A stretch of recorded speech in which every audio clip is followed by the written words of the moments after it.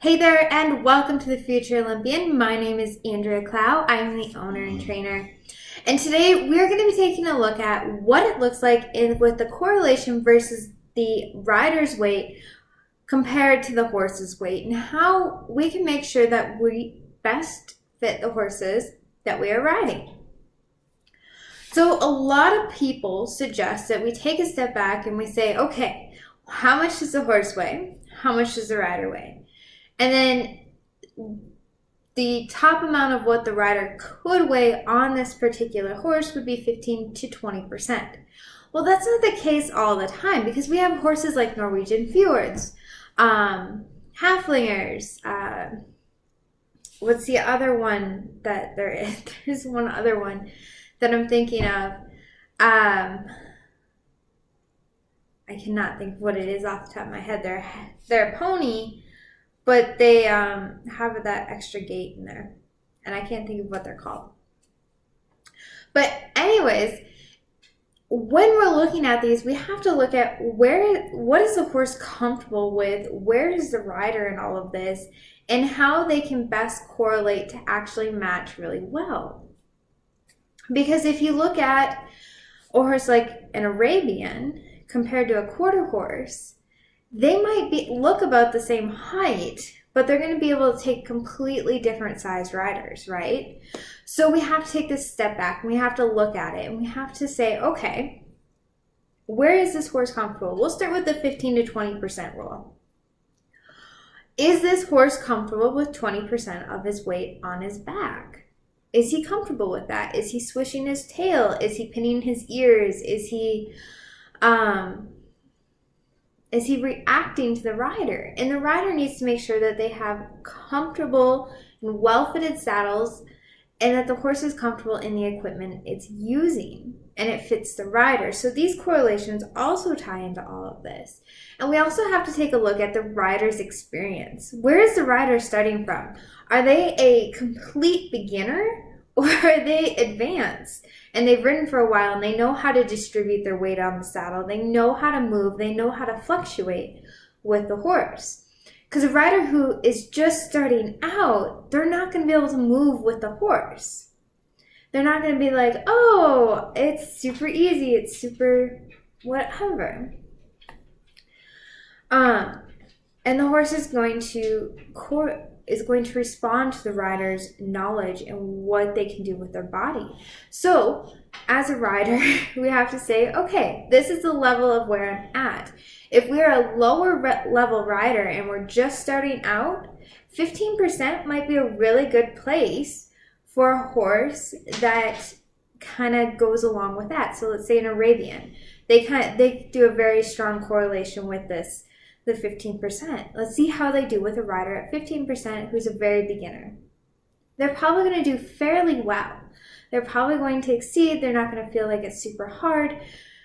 But if we start to put a rider that's 20, 25% on that horse, that's where we start to hit this kind of edgy spot. And think of it as think of a toddler sitting on your shoulders.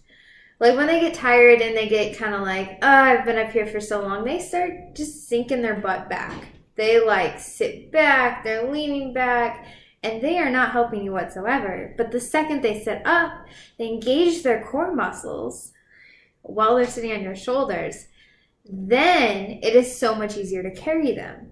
Trust me, I've taken my son on plenty of hikes, and this is what happens every time, is I think of just like a horse. Like, I'm literally carrying him like a horse carries a rider. And if he's not an active participant in what is happening and how he's being carried, then he's going to drag down that horse, right? So start with that objective. We can also take a look at the horse's cannon bone. So on the front of the cannon bone, or no, just around the cannon bone, and I say this more specifically in the actual blog post for this content, you can measure around that and see the thicker that it is, the bigger bone the horse is, so the more weight they can carry. So if we look at my two horses, I have my old quarter horse who was 1,100 pounds, stocky built, 15 two hands, and then my Lipizan who is about 950, I think, and he's 15 too, so they're the same exact height. But the second you put anyone over 160 pounds on the lipizzan, he's like, guys, no. Like, he starts swishing his tail, he starts getting nippy, he starts pinning his ears more, and after about 10 minutes, he's like, I'm done. Like, this person needs to get off.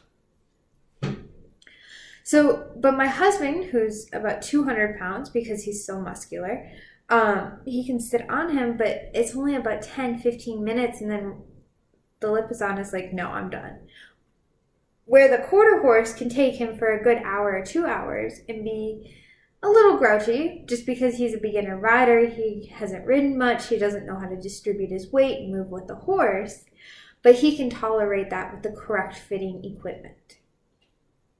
So we see these two combinations, and they're only 150 pounds in difference, really, when we look at this. But then a different style, different breeding, different personality makes such a huge difference.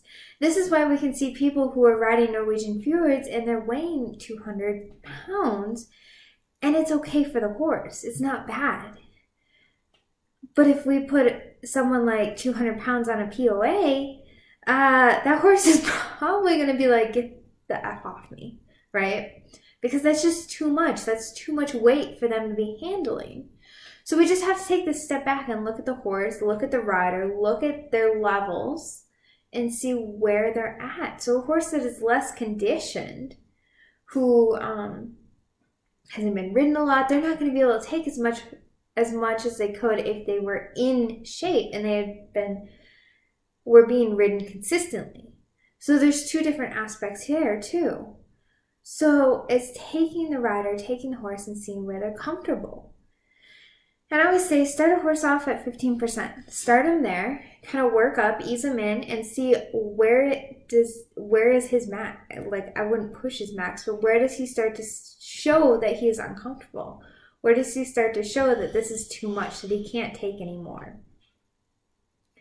And then we also want to look at the rider and their height. So how tall is a rider? So someone who's 6'4", riding a 14-hand horse is going to feel really top heavy.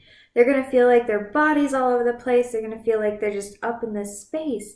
So it's going to be a lot harder for this kind of rider to engage with the horse unless they've ridden quite a bit.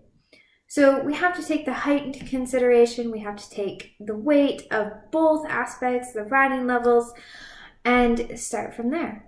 But with any horse, 15%, start there with a beginner rider or advanced rider. Start advanced first and then a beginner.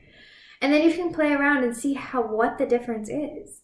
And you can move that horse up to see where they're comfortable. So if you're doing lesson programs, if you're doing trail riding or something where a lot of people are riding this horse, you will be able to see the comparison and how this all fits in. Sorry guys, I'm trying not to sneeze at the moment.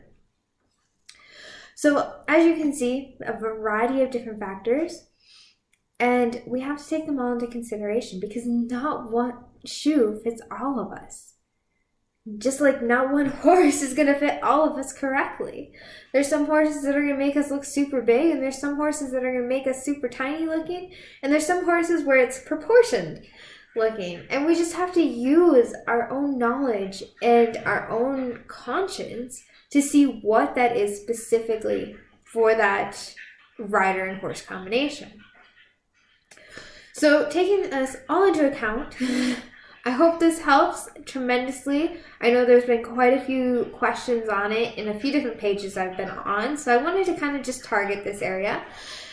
If you would like more information, more things that you can kind of dissect and look into, be sure to jump into our subscription program. You can find that on our website at thefutureolympian.info.